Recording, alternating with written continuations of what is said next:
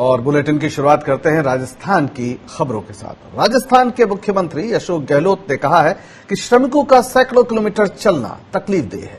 सरकार इस पीड़ा से राहत देने के लिए श्रमिक स्पेशल बसें चलाएगी। मुख्यमंत्री ने सारे राज्यों से भी इस तरह श्रमिक स्पेशल बसें चलाने की अपील की है। यानी अशोक गहलोत मुख्यमंत्री राजस्थान ने इस पर आपत्ति जाहिर की है कि जिस तरीके से मजदूरों को सड़कों पर बेसहारा छोड़ दिया गया है और खास तौर पर जब उनकी तकलीफें देश के सामने आ रही हैं, उसके बावजूद ऐसी कोशिश हो रही है कि वो जहां रहें वहीं थमे रहें या फिर पैदल जाएं। हमारे साथ जुड़ गए हैं रामस्वरूप लामरोड, हमारे संवाददाता, इस खबर पर ज्यादा बात करने के लिए।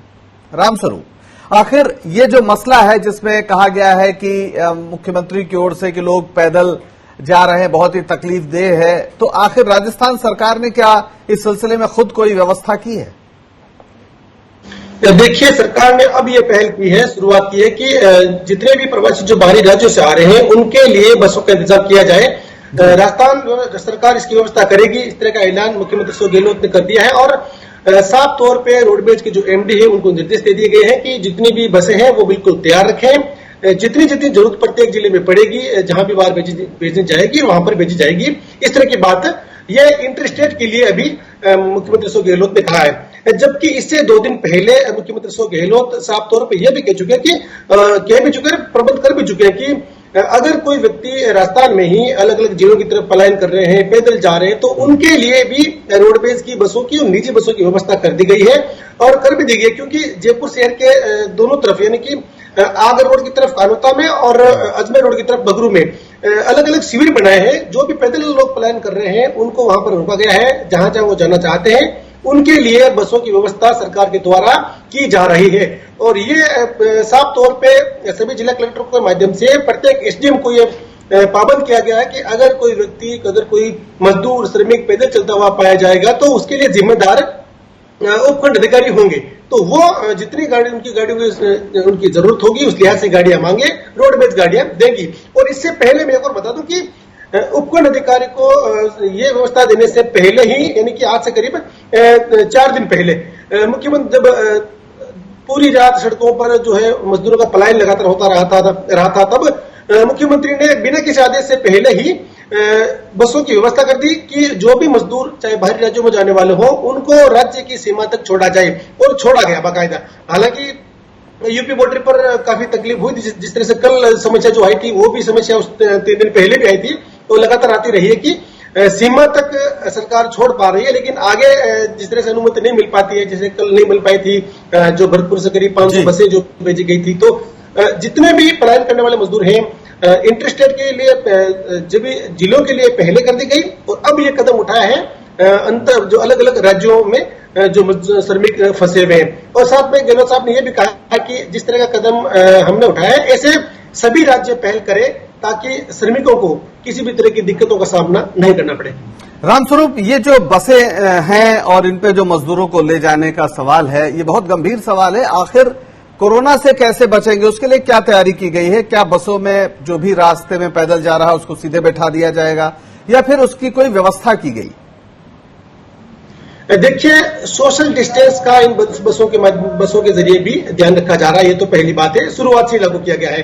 हालांकि ये जरूर है कि कई जगह देखने को मिलता है जहां पर निजी बसों में, जहां पर ट्रकों में लोग जाते हैं तो वहां पर सोशल डिस्टेंस की पालना नहीं हो पा रही है। लेकिन अभी 2 दिन पहले जैसे मुख्यमंत्री अशोक गहलोत ने कहा कि एक जिले से दूसरे जिले में कोई जाएगा तो उसकी जो है किसी भी तरह की कोई पाबंदी नहीं है, न तो कोई पास की जरूरत पड़ेगी न कोई स्क्रीनिंग की जरूरत पड़ेगी। लेकिन मैंने ये देखा है कि जितने भी ग्रामीण स्तर पे जो टीचर्स हैं, पटवारी हैं या ग्राम सेवक हैं, उनके स्तर पे जिला कलेक्टर के माध्यम से प्रत्येक व्यक्ति का डाटा जो है रिपोर्ट किया जा रहा है। जिस तरह से मेरे पास 2 दिन पहले फोन आया कि आप जयपुर गांव आ रहे हो क्या, अंका साहब नहीं आएंगे, तो ऐसा कह सकते हैं कि कोई भी व्यक्ति चाहे कहीं भी काम कर रहा हो, नौकरी कर रहा हो, व्यवसाय कर रहा हो, अगर तो उसके गांव में भी प्रत्येक डाटा तैयार किया जा रहा है कि वो आ रहा है नहीं आ रहा है। आएगा तो उसके सिम्टम जो है उसका पता किया जाएगा, यानी कि घर में रहेंगे उसके बावजूद भी पता रहेंगे, किसी भी तरह की कोई तकलीफ नहीं होगी, कोई पास की जरूरत नहीं पड़ेगी, लेकिन डाटा जो है सरकार के पास। बिल्कुल, यानी पूरा नियंत्रण रखने की ये कोशिश है ताकि कोई खतरा ना हो और लोग सुरक्षित अपने घरों को पहुंच जाएं। बहुत बहुत शुक्रिया रामस्वरूप इस सारी बातचीत के लिए। प्रवासी मजदूरों की समस्या पर तमाम कदम सरकार से उठाने की अपील की है मुख्यमंत्री अशोक गहलोत ने। उनका कहना है कि सरकार को जो जरूरी कदम हैं वो सारे उठाने चाहिए, उसके बिना कम से कम मजदूरों को घर तक पहुंचाना बहुत मुश्किल हो जाएगा। इसके लिए केंद्र सरकार को बहुत जो महत्वपूर्ण कदम हैं उनको उठाना चाहिए। अशोक गहलोत मुख्यमंत्री राजस्थान ये सवाल बार बार उठा रहे हैं। तो आप देख सकते हैं कि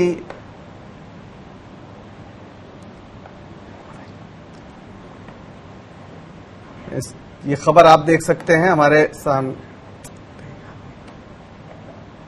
और बढ़ते हैं अगली खबर की ओर। ये खबर है प्रियंका गांधी से जुड़ी हुई। प्रियंका गांधी ने कुछ दिन पहले ऐलान किया था कि 1000 बसें उत्तर प्रदेश की वो लगा रही हैं। कांग्रेस की ओर से उत्तर प्रदेश के बॉर्डर पर उन्हें जाने दिया जाए।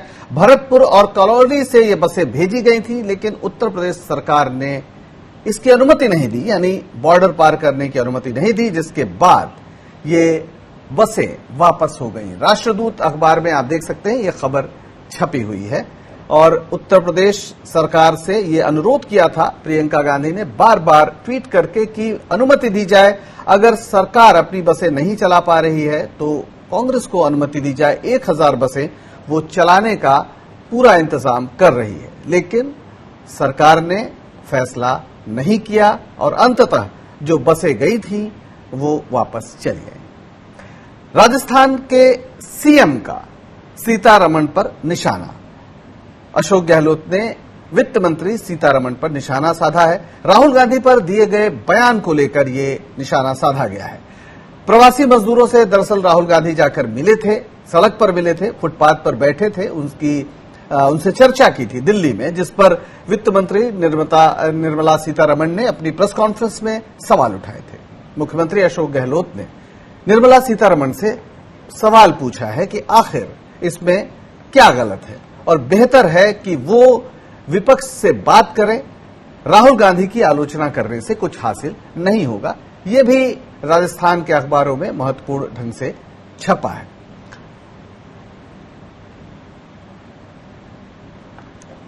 तो इस तरह से आप देख सकते हैं कि मुख्यमंत्री लगातार कुछ महत्वपूर्ण सवाल राजस्थान के उठा रहे हैं।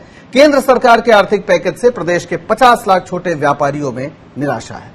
प्रदेश के व्यापारी संगठनों का कहना है कि पैकेज की घोषणा करते समय व्यापारियों की अनदेखी की गई। बेहद खराब परिस्थिति में खुदरा विक्रेताओं और छोटे व्यापारियों ने कोरोना योद्धा के तौर पर आपूर्ति सुनिश्चित रखी है, लेकिन इस पैकेज में उनके लिए कुछ नहीं है, उन्हें नकार दिया गया है। Federation of Rajasthan trade and industry के अध्यक्ष ने कहा है कि सरकार के सौतेले व्यवहार से व्यापारियों के बड़े वित्तीय संकट में फंसने की आशंका है। यानी एक तरफ तो बिक्री नहीं हुई, दूसरी तरफ उनको माल सप्लाई नहीं हुई और जो आर्थिक पैकेज हुआ उसमें उनके लिए कुछ नहीं है। ये व्यापारियों का दर्द है और आज के अखबारों में व्यापारियों का ये दर्द बहुत खुलकर सामने आया है। राजस्थान के व्यापार संगठनों ने केंद्र सरकार के इस पैकेज पर गहरी निराशा जाहिर की है।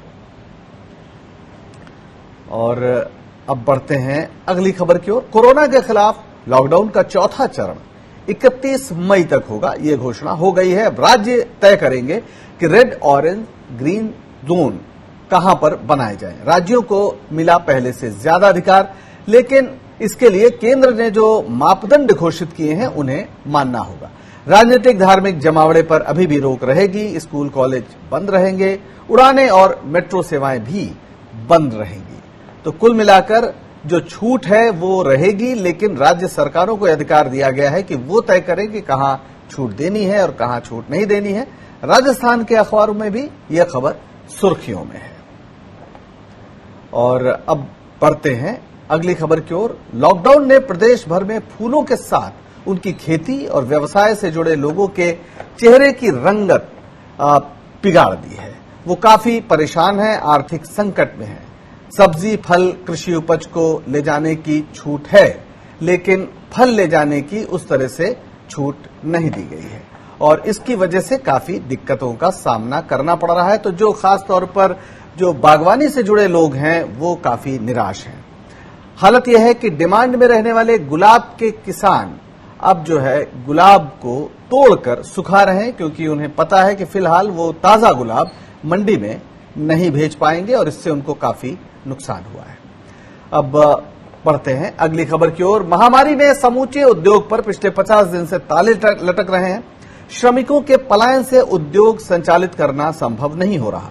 ऐसे मुश्किल दौर में प्रदेश के उद्यमी न केवल औद्योगिक इकाई को बंद कर रहे हैं, बल्कि देश के लिए मददगार साबित हो रहे हैं। उन्होंने सलवार सूट का काम छोड़कर किट बनाना शुरू कर दिया है, यानी ऐसी जगहों पर जहां पहले कुछ और काम होता था, अब उन्होंने काम बदल दिया है और खास तौर पर ऐसी चीजें बना रहे हैं जिससे कि कोरोना की लड़ाई में थोड़ा फायदा मिल जाए। यानी काम अगर बंद हुआ है तो नए रास्ते खोले जा रहे हैं। एक रास्ता बंद है तो दूसरा रास्ता खुला है। राजस्थान के उद्यमी इस बात को साबित करने में जुटे हुए हैं।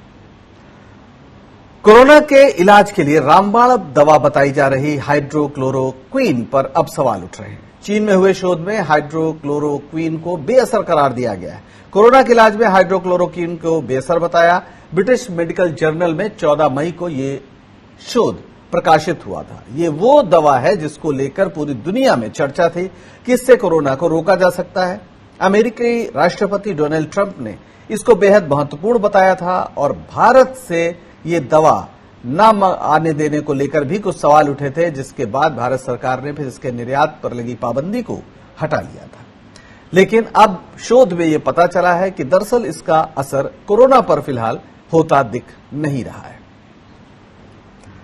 बढ़ते हैं अब अगली खबर की ओर। मुख्यमंत्री अशोक गहलोत ने कहा है कि राज्य सरकार हर संभव कोशिश करेगी जिससे भर्तियां समय पर पूरी हो, अभ्यर्थियों की नियुक्ति के लिए इंतजार नहीं करना पड़े। उन्होंने कहा कि जो भर्तियां लंबित हैं उनमें प्रभावी पैरवी कर ऐसे प्रयास किए जाएं जिससे लंबित भर्ती प्रक्रिया फिर से शुरू हो सके। ये खबर सुर्खियों में है राजस्थान के अखबारों में भी। हमारे साथ रामस्वरूप लामरोड जुड़ गए हैं। रामस्वरूप, तमाम नौजवानों को ये शिकायत होती है कि वो पहले इम्तहान देते हैं और उसके बाद लंबा समय होता है, उनका रिजल्ट आता है और उससे भी लंबा समय होता है जब उनकी नियुक्ति होती है। राजस्थान के मुख्यमंत्री ने जो घोषणा की है, इससे क्या बदलाव आने वाला है?